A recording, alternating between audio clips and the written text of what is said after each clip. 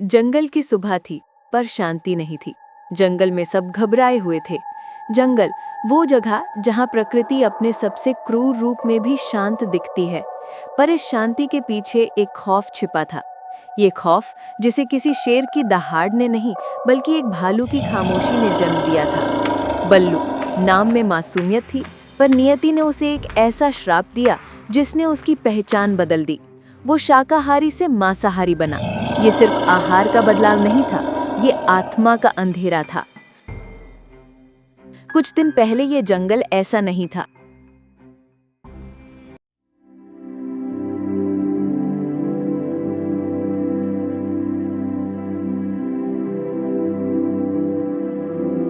अरे देखो देखो भाई, सामने आ रहे हैं बल्लू दादा भालू। बेचारे बिल्कुल सीधे साधे।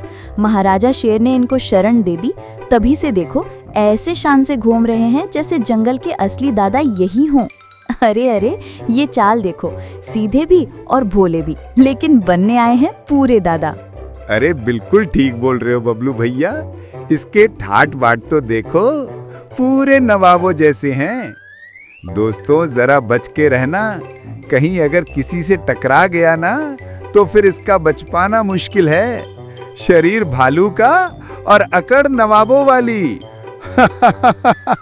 मोटा भालू इस जंगल में आके खा खा के मोटा हो गया है।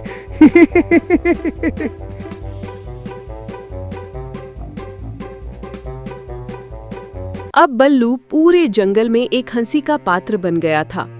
उसने सोचा कि जंगल से अच्छा तो मेरा जंगल ही था। वो मारते बेशक थे, लेकिन कभी मेरा मजाक तो नहीं बनाते थे। जानवरों की बातों से उसके दिल को बहुत ठेस पहुंचती थी। वो दिन हो या रात, उसका चेहरा उदास रहता था। अगले दिन कुछ सोचकर वो जंगल से चल देता है। बिना पीछे मुड़े, बिना किसी को अलविदा कहे, भारी कदमों से वो जंगल की सीमा की तरफ बढ़ने लगा। कोई नहीं जानता था कि वो कहाँ जा रहा है, पर एक बात साफ थी, उसका दिल टूट चुका था और वो बस चला ही जा रहा था।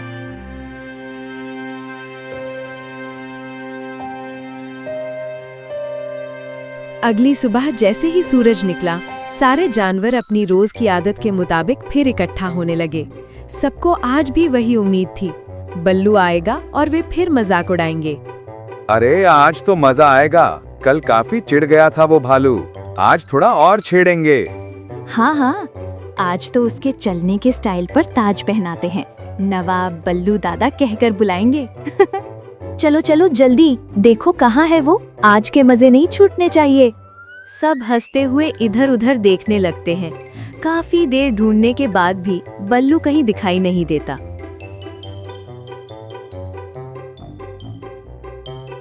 अरे आज ये कहाँ चला गया, दिखाई नहीं दे रहा। रोज यही आता है, आज क्यों नहीं आया? डर गया क्या? हमारे मजाक से बचने के लिए भागा होगा। हाँ, लगता है हमारी बातें दिल पर लग गई। देखा, आखिर हमने इसे ठीक कर दिया ना। पहले तो सब हंसे, पर कुछ पल बाद माहौल थोड़ा गंभीर होने लगा। हाँ, कल बहुत उदास दिख रहा था, शायद उसे सच में दुख पहुंचा हो। हम लोग सिर्फ मजाक कर रहे थे, कहीं हमने ज्यादा तो नहीं बोल दिया।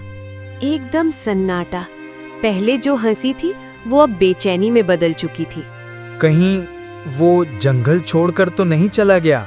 अगर सच में चला गया तो क्या वो कभी वापस आएगा? हमने हंसी हंसी में बहुत कुछ कह दिया, पर हमने सोचा ही नहीं कि वो अंदर से कितना टूट रहा होगा। अब क्या करें? अगर उसे कुछ हो गया तो?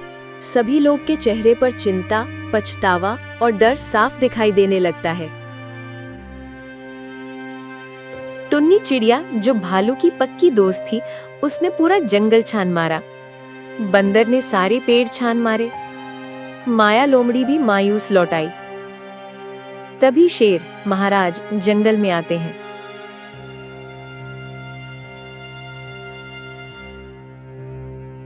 क्या हुआ? सब लोग इतने परेशान क्यों दिख रहे हो? क्या बात है? महाराज, वो ना बल्लू दादा कहीं मिल नहीं रहे हैं, पता नहीं कहाँ चले गए। मिलेगा कहाँ से? ये सब लोग उसे चैन से रहने भी देते थे। मैंने सुना है तुम सब लोग उसका इतना मजाक उड़ाते थे। इतना मजाक भला कौन सहन सकता है?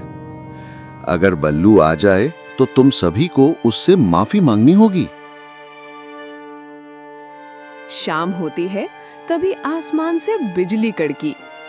ऐसी बिजली जो इस जंगल में पहले कभी नहीं कड़की। सभी जानवर डर गए।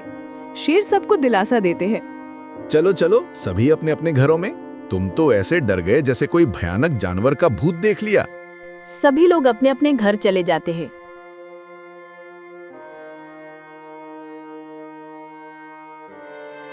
एक रात झाड़ियों के पीछे से आवाज आई, बचाओ! सभी जानवर वहां पहुंचे। वहां किसी जानवर की लाश तो थी, लेकिन मांस नहीं था। इसे किसी ने ऐसे खाया हुआ था जैसे कई सदियों से भूखा हो। ये कंकाल तो अपने जंगल के किसी जानवर का तो नहीं लगता। तो फिर ये कंकाल यहाँ कहाँ से आया? लगता है कोई बाहरी जानवर जंगल में घुस आया है। ये खबर शेर महाराज को भी पहुंचानी जरूरी है। तुम यहीं रुको, मैं जाके महाराज को सूचना देती हूँ।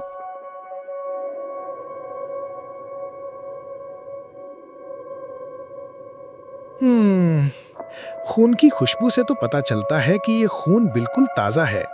यानी वो जानवर इतना तेज है कि पलक झपकते ही गायब हो जाए। अब ये कौन था जिसने जंगल को सोचने पर मजबूर कर दिया? जंगल में रोज कहीं न कहीं लाश मिलती। पूरा जंगल चांदी की रोशनी में नहाया हुआ था। अचानक किसी चीज के गिरने जैसी आवाज से टुन्नी चिड़िया चौंक कर उठ बैठी। दिल जोर जोर से धड़क रहा था। उसने देखा दूर किसी पेड़ के पीछे एक लंबी काली परछाई घूम रही थी। टुन्नी ने घबराकर अपनी आंखें मलकर फिर देखा, लेकिन इस बार परछाई गायब थी। वो डर के मारे पूरी रात सो न सकी। अगली सुबह टुन्नी ने कांपती आवाज में सबको घटना बताई। मैंने कल रात साफ साफ देखा, वो बल्लू ही था। जंगल में सनसनी फैल गई। शेर ने तुरंत निर्णय लिया, आज रात हम इस राज को खत्म करेंगे। लकी, जो अब बिल्कुल बहादुर हो चुका था, उसने भी आगे बढ़कर कहा, महाराज मैं आपके साथ चलूंगा, जो भी सच होगा पता लगाएंगे। उस रात शेर और लकी पत्थरों से बने एक पुराने घर की आड़ में छुपे बैठे थे।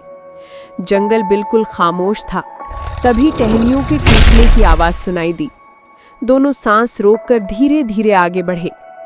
फिर उन्हें एक अजीब आवाज सुनाई दी, जैसे कोई हड्डियां चबा रहा हो। दोनों ने झुककर देखा और डर के मारे उनकी रूह कांप गई। वहां बल्लू था, लेकिन वो पहले वाला बल्लू नहीं। अब उसका रूप भयानक था और सामने पड़े किसी जानवर के मांस को वो ऐसे खा रहा था जैसे बहुत भूखा हो। तभी शेर के पैर के नीचे एक लकड़ी अचानक चर-चर की आवाज कर गई। बल्लू एक झटके से पीछे मुड़ा और उसकी नजर सीधे उन पर पड़ी। एक पल में शेर की हिम्मत जवाब दे गई। वो सिट्टी पिट्टी गुम होकर भाग खड़ा हुआ, लक्की को वहीं पीछे छोड़कर। भाग रे दादा भाग! इसके जबड़े में 32 नहीं 36 दांत हैं। इसके दांत चढ़ गए ना तो हमारी हड्डियों का तो पता ही नहीं चलेगा।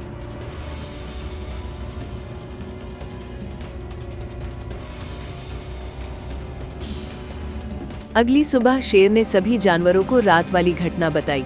सभी डर गए।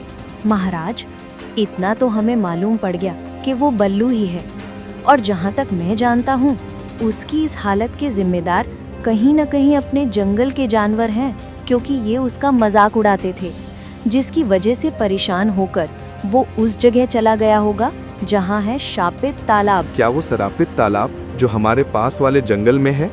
डरते हुए। हाँ वही। तुम सबको पता है वो तालाब ऐसा है कि अगर कोई उसका पानी पी ले तो वो तालाब उसकी कमजोरी को ही उसकी ताकत बना देता है। भालू कभी मांस नहीं खाते और न ही किसी पर हमला करते। वो शांत रहते हैं, इसलिए उस तालाब ने उसे खूंखार और वहशी मांसाहारी बना दिया है। तो क्या वो ठीक हो पाएगा? डरते हुए।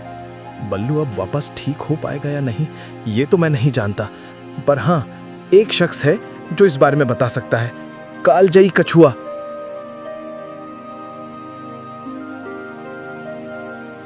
अब शेर, लकी, माया और टुन्नी चिड़िया पांचों निकल पड़े थे अपने रहस्यमयी सफर की ओर। अब शेर ने तो लकी को देखा नहीं था। जैसे जैसे वो आगे बढ़ते जा रहे थे, वैसे वैसे खतरनाक और रहस्यमय जंगल उनके सामने आते जा रहे थे।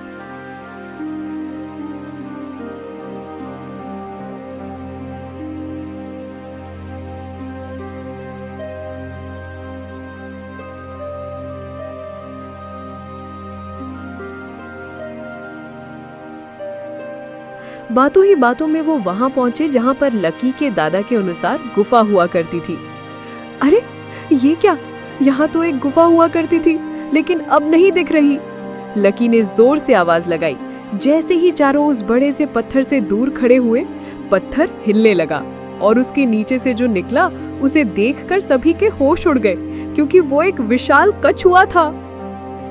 अरे दादा, आप यहाँ, और आपकी गुफा कहाँ गई? कछुए ने बताया कि गुफा कैसे टूटी और वो कैसे पत्थर के नीचे दब गया। फिर उसी से आने का कारण पूछा। फिर वो सारी घटना बताता है। दादा, अब आप ही बताओ, हम बालू को ठीक कैसे करें? तेरे दादा ने जो तुझे बताया था वो बिल्कुल सच है। बल्लू को ठीक करने का तरीका बताता हूँ। देख बल्लू, वो ठीक तो हो जाएगा, लेकिन किसी एक को अपनी जान पर खेलना होगा। उस बल्लू का श्राप तभी टूट सकता है जब उसके सामने वो आ जाए जिसे वो कभी दुखी नहीं देख सकता। लेकिन उससे पहले वो अत्यधिक गुस्से में होना चाहिए, इतना गुस्से में कि अगर कोई भी उसे रोके तो वो उसे फाड़ खाए और उसी समय वो शख्स उसके सामने आ जाए। लेकिन इसमें उस शख्स की जान भी जा सकती है। काम मुश्किल, खतरनाक और जोखिम भरा होगा। चलो चलो, ये वक्त रोने धोने का नहीं है, जल्दी यहाँ से जाओ। मुझे बहुत तेज वाली छींक और एक बहुत बड़ा वाला पाद आने वाला है। कहीं ऐसा ना हो कि अपने जंगल की बजाय कहीं और उड़ जाओ। कछुए की बात सुनते ही ऐसे भागे जैसे उनके पीछे कोई भूत से भी बड़ा भूत लगा हो।